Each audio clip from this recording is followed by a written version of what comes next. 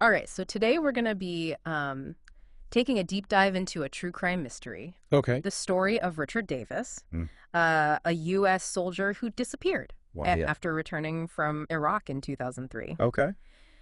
And you've brought us some audio excerpts Yes. from a 48 Hours episode, which investigated the case. They did a really good job on this one. Yeah, and it sounds like there are a lot of twists and turns Lots of twists and turns. in this story. So, Buckle up. yeah, buckle up. Yeah.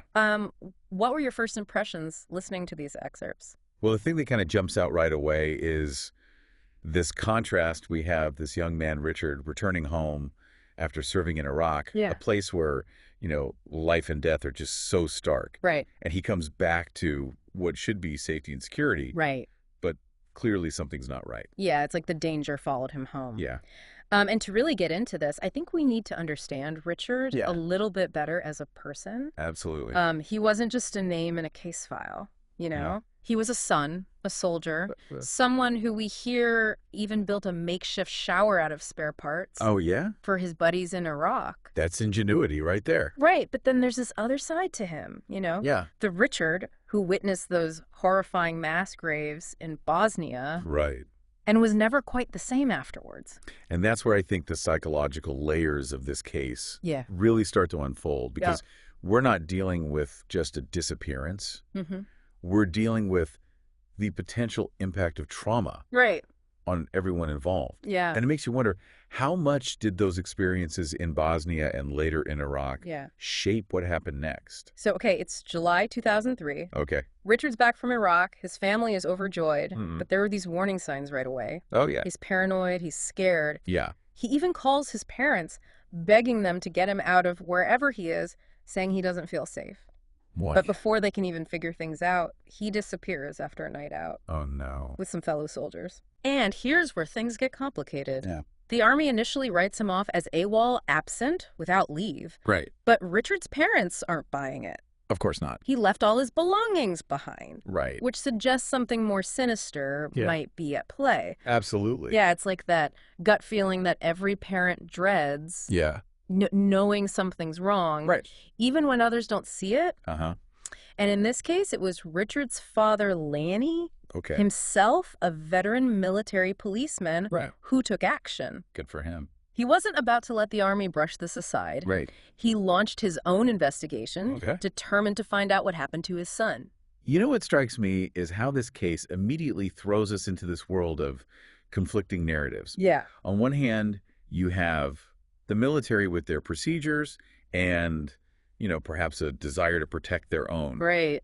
And on the other hand, you have a family desperately seeking answers, led by a father who knows the system inside and out. Right. It's a classic David and Goliath scenario. It is. And unfortunately for Richard's family, Yeah. their worst fears were confirmed months later. Oh, no. His body is discovered, Wow. and the details are brutal. He had been stabbed multiple times, his body burned. Oh, my gosh. This was no simple disappearance. Right. This was murder. The discovery of the body changes everything, right? Right. It shifts the focus from where is Richard to Ah. who wanted him dead and why. Right. And the spotlight immediately falls on these four soldiers who were with him that night. Okay. Jacob Burgoyne, Alberto Martinez, Mario Navarrete, and Douglas Woodco. Okay. Each of them tells a different story. Right. And it's here that we start to see the cracks in the truth. So let's delve into these conflicting accounts. Okay. Jacob Burgoyne claims that he saw Alberto Martinez stab Richard to death, He saw it. but was paralyzed with fear, unable to intervene. Okay.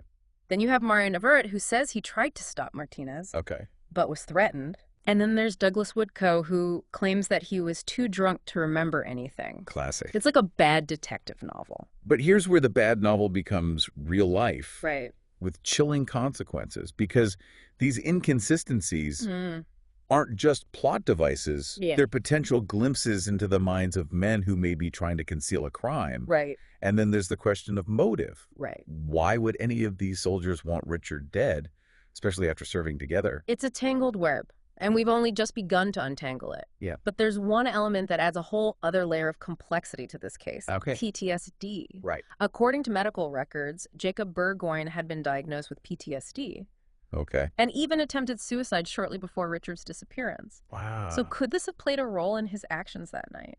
This brings us to, I think, a crucial question.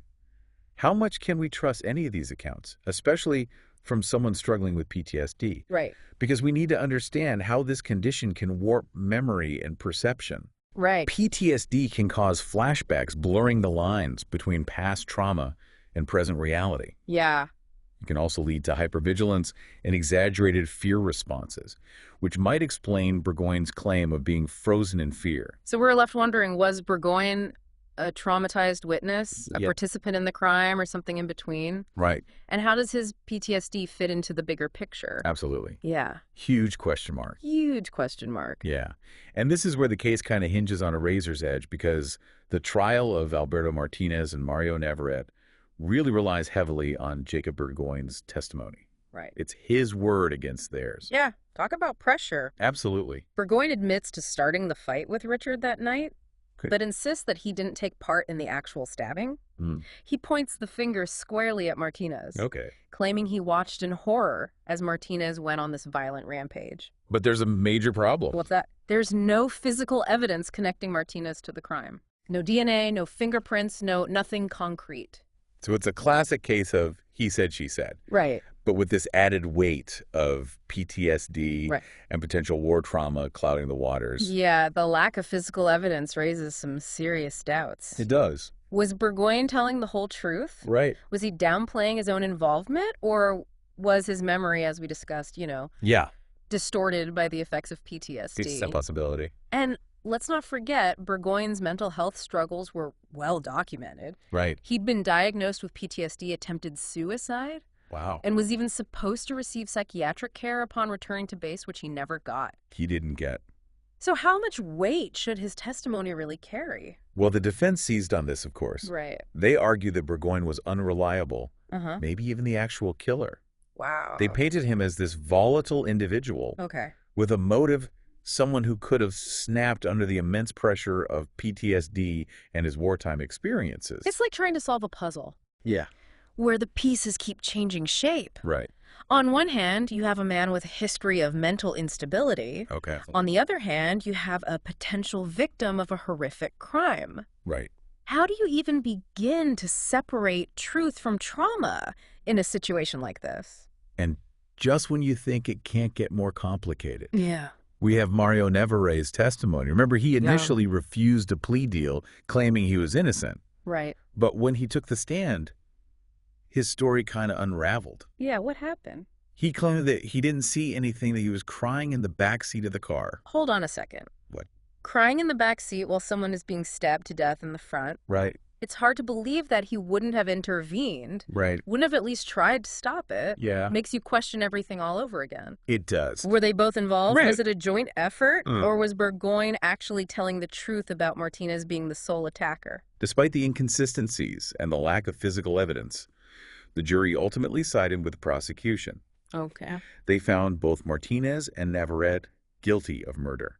Wow. Both were sentenced to life in prison. Okay. Burgoyne, on the other hand, struck a plea deal Okay. and was sentenced to 20 years for manslaughter. That's a huge difference in sentencing. It's 20 years for being involved in a murder versus life in prison. Yeah.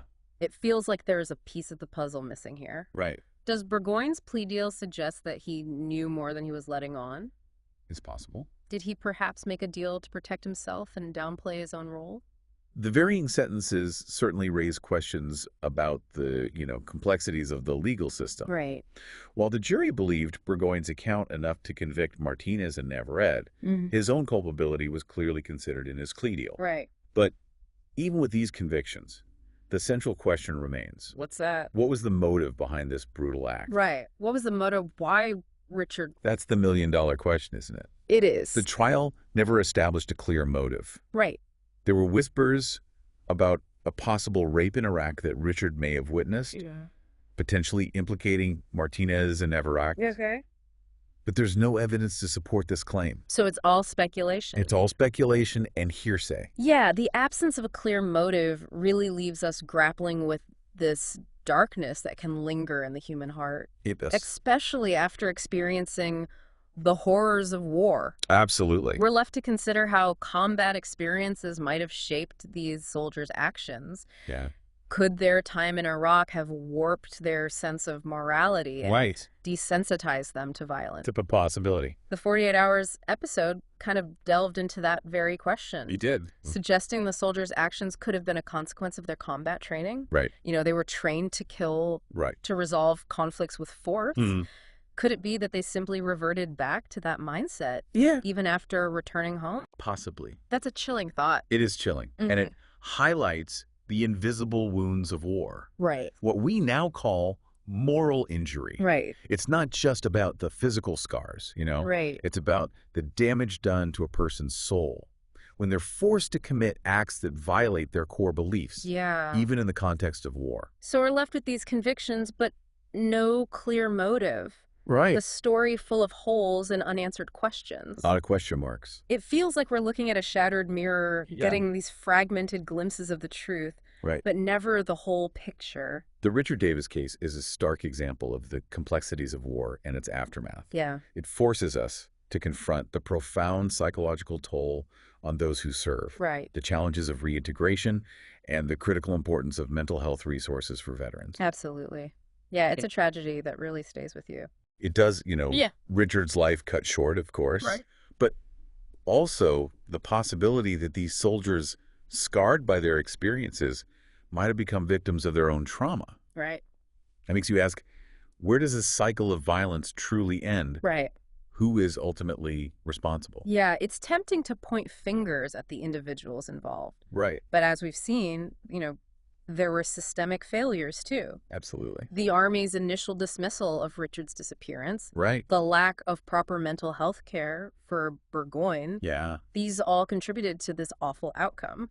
Richard's case really underscores the need for a deeper understanding of what we call the invisible wounds of war. Right. PTSD is incredibly complex. It manifests in different ways, and it's crucial that we as a society provide adequate resources and support for veterans struggling with these effects. It's like expecting someone to run a marathon and then just go back to their daily routine without a moment to catch their breath.